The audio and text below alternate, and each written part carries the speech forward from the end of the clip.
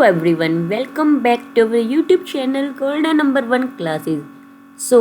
हमने स्टार्ट किया हुआ है मैन वर्क एंड टाइम का टॉपिक, और इस टॉपिक में हमने किया है कल हाफ पार्ट, और हाफ पार्ट आज करेंगे। डे 4 है, और डे 4 में हम अपनी कॉमन सेक्शन जो सीरीज़ है वो स्टार्ट की हुई है कॉमन मैथ्स की। कोई भी एग्ज़ाम हो मैथ्स तो वही सेम रहता है, तो कॉमन मैथ हमने स्टार्ट किया हुआ है, और हर टाइप के क्वेश्चन को हम डिस्कस करेंगे कि आपका टॉपिक क्लियर हो जाए।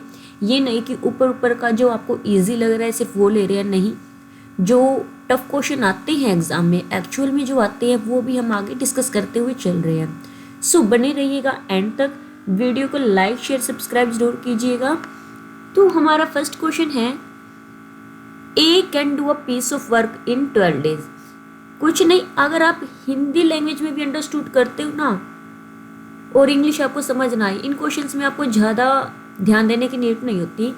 अब यहाँ पर क्योंकि खाली ए लिखा है और 12 days लिखा है, सिर्फ इसके ऊपर फोकस करो, ठीक है। ये कह रहे हैं कि ए 12 days काम कर रहा है, तो ए को क्या लिख देंगे 1/12, क्योंकि हमारा वर्क के ऊपर दिखाते हैं इतना यूनिट वर्क कर रहे हैं, ठीक है। फिर कह रहे हैं बी अलोन अकेला, इतनी हिंदी तो सबको आती है, अलोन अकेला, तो बी क्या है 15 days में, तो बी को मैंने लिख दिया 1/15, ओके। फिर इसके बाद कह रहे हैं बोथ मतलब दोनों, both of them work together, यानी कि दोनों मिलकर काम कर रहे हैं, ए और बी दोनों मिल गई इस बार, और कितने दिनों के लिए 5 days के लिए, तो इसको लिख दो 1/5, सिंपल सी बात है। फिर कह रहे हैं कि देन, ओके, ये कह रहे हैं कि 5 days के लिए नहीं, इन्होंने 5 दिनों के लिए काम किया, सिर्फ दोनों ने मिलके। मतलब क्या है इनका कहने का कि यहाँ पर 1/5 ना आके आप ऐसे लिखोगे कि ए और बी ने काम तो किया, लेकिन ए और बी ने कितने दिन काम किया, 5 दिन काम किया। हम पहले ए और बी का 1 दिन का निकाल दें, क्योंकि देखो जैसे ए का ये 1 दिन का काम है, बी का 1 दिन का काम है, ऐसे ही ए प्लस बी का अगर हम 1 दिन का काम निकाले तो क्या होगा, ए का तो 1/12 हो गया और बी का 1/15, ठीक है। और ए प्लस बी का क्या होगा 5 मल्टीप्लाई, जो भी इन दोनों को सोल्व करके आएगा, इनका एलसीएम निकाल दें हम, क्या बनेगा 3 4 12, 3 5 15, यानी कि 60 बन गया हमारे पास एलसीएम। 5 + 4 मीन्स हमारे पास बना 9 में 60, ओके। इसको सिंप्लीफाई करो तो 3 3 9, 3 2 6, यानी कि 3/20। ए प्लस बी कितना आया 3/20। ये तो था हमारा इनका 1 डे का वर्क, 1 दिन में दोनों मिलके 3/20 पार्ट काम कर रहे हैं, तो 5 डे में वो कितना करेंगे 5 4 20, यानी कि 3/4 पार्ट वो 5 days में ख़त्म कर रहे हैं। मतलब टोटल 4 पार्ट हैं, 4 में से 3 पार्ट दोनों ने मिलके 5 days में कर लिया, ठीक है। 5 days में किया, अब बाकी बचा हुआ काम कितना है, कितना काम बच गया, क्योंकि 4 में से 3 तो कर लिया, 1 पार्ट रह गया, तो 1/4 बच गया। अब बचा हुआ काम आगे देखो, बी लीव, यानी कि बी काम छोड़ के चला जाता है। How many days will a take, अब कितने दिन लगेंगे ए को, अब ए अकेला है, ए को काम करने में कितने दिन लगेंगे to finish the remain work, यानी कि बचा हुआ काम कौन करेगा, अब ए करेगा। तो बचा हुआ काम 1/4 था, इसको डिवाइड कर देंगे हम ए के काम से, ए के 1 दिन के काम से, यानी कि 1/12 से। क्या हो गया ये 1/4 मल्टीप्लाई बाई 12/1, तो इसको कैंसिल करो 3, तो मतलब क्या है ए जो कि है वो 3 days में अपना काम खत्म कर लेगा। ऑप्शन ए क्या बनेगा, करेक्ट आंसर बनेगा, ठीक है। देखो मुझे समझाने में टाइम ज़रूर लग रहा है, बट अगर आप इन क्वेश्चंस पे प्रैक्टिस करते हो तो 1 मिनट भी नहीं लगना सोल्व करने में, बहुत ईजी क्वेश्चंस रहते हैं। सिर्फ एक अंडरस्टैंडिंग चाहिए कि हमने किस वर्ड को देख के क्या लिखना है। देखो जैसे a group of scout students was allotted to do a work in 10 days, यानी कि कुछ स्टूडेंट हैं, अब अपने को ये नहीं बताया कितने स्टूडेंट है, एक ग्रुप कह दिया, हम मान लेंगे कि ग्रुप में एक्स स्टूडेंट है, ठीक है। एक्स स्टूडेंट क्या कर रहे हैं, उनको एक काम दे रहे हैं। अब जो एक्स क्या है स्टूडेंट है ना, एक्स क्या है स्टूडेंट, इसको ढंग से ही लिख देते हैं। देखो जैसे कि हमारे पास जो स्टूडेंट्स हैं वो एक्स है, और वर्क कितने दिन में कर रहे हैं, वो वर्क के लिए जो डे ले रहे हैं, मैं डायरेक्ट डे ही लिख देती हूँ, जो वो डे ले रहे हैं एक्स स्टूडेंट्स, वो कर रहे हैं डे 10 डेज में काम, ठीक है। फिर कह रहे हैं कि but 5 of the scouts were absent, 5 absent थे। अब स्टूडेंट कितने हैं, फिलहाल 5 कम है, यानी कि टोटल जो एक्स थे उसमें से 5 absent है, यानी कि 5 कम है, माइनस कर दिया। तो जो बचे हुए स्टूडेंट हैं वो 15 डेज में काम कर रहे हैं, यानी कि x माइनस 5 है तो उनको डे कितने ले रहे हैं, वो 15 डेज, ज़्यादा डे ले रहे हैं। Original number of scout students who were to do the task, यानी कि ओरिजिनल नंबर, यानी कि टोटल x स्टूडेंट कितने हैं वो बताना है, x की वैल्यू बतानी है। तो यहाँ पर जो हमारा फॉर्मूला अप्लाई होगा वो होएगा MDH का। कौन सा होगा, MDH, मसालों वाला। अब MDH क्या है, मैंने पहले भी वीडियो में आपको बताया था।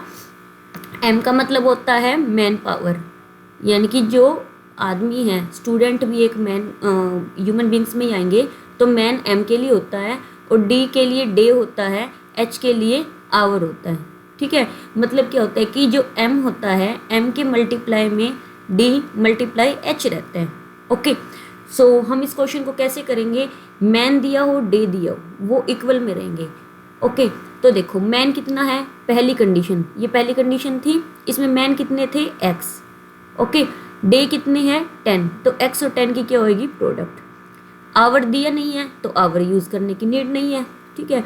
अब क्योंकि काम वही है, सेम है, तो इसलिए इक्वल का साइन, क्योंकि काम सेम है ना, तो ये वाला काम हो गया। अब ये काम सेम है तो इक्वल का साइन।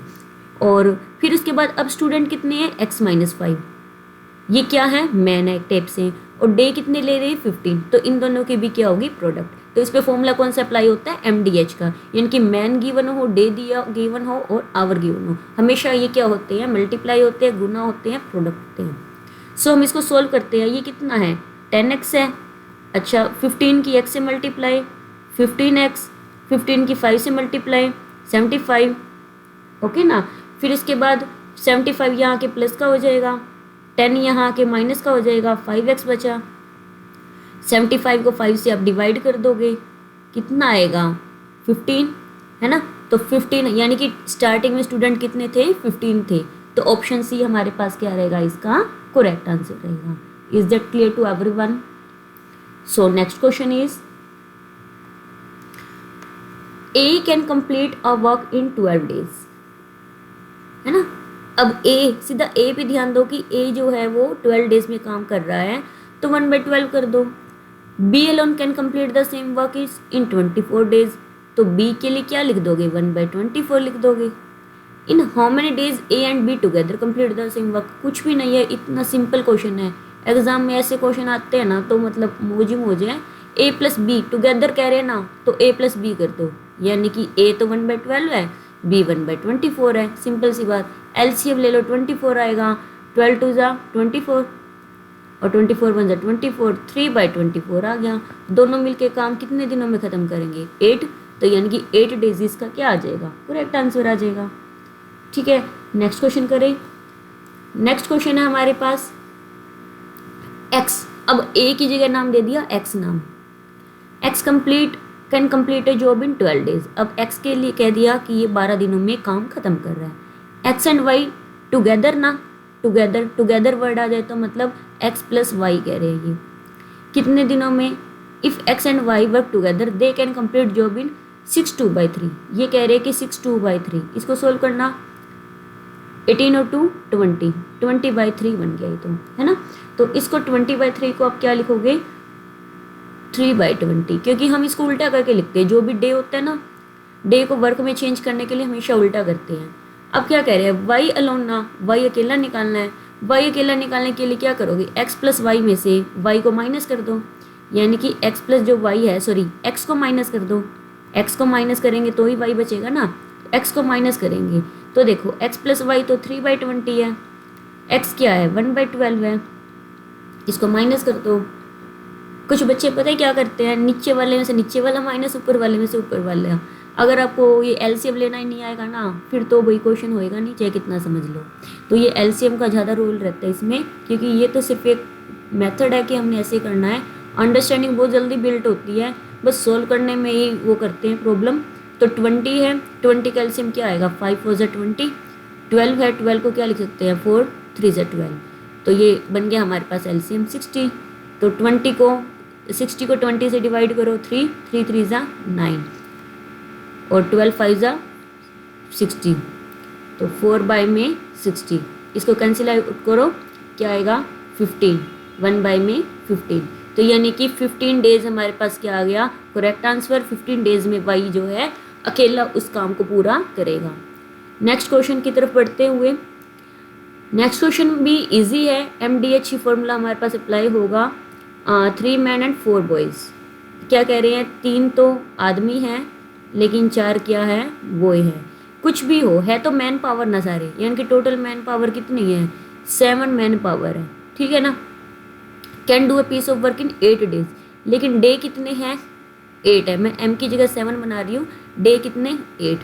फिर आगे कह रहे हैं मैन पावर कितनी है, 6 मैन और 8 बॉयज़, मतलब कितने हो गए ये 14, ठीक है, 14 मैन पावर है। तो कह रहे कि कितने डेज में करेंगे, है ना, सेम वर्क कितने डेज में करेंगे, हमें डे तो पता ही नहीं है। तो क्या करोगे, MDH फॉर्मूला लगाओगे यहाँ भी, मैन और डे की product 7 multiply by 8 equal to इस डी और इस मैन की प्रोडक्ट D मल्टीप्लाई बाय 14, ये हो गया।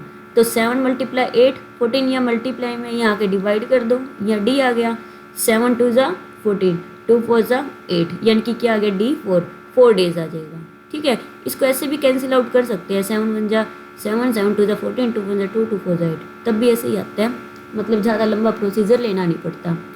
सो नेक्स्ट क्वेश्चन है, A can do a piece of work in X days.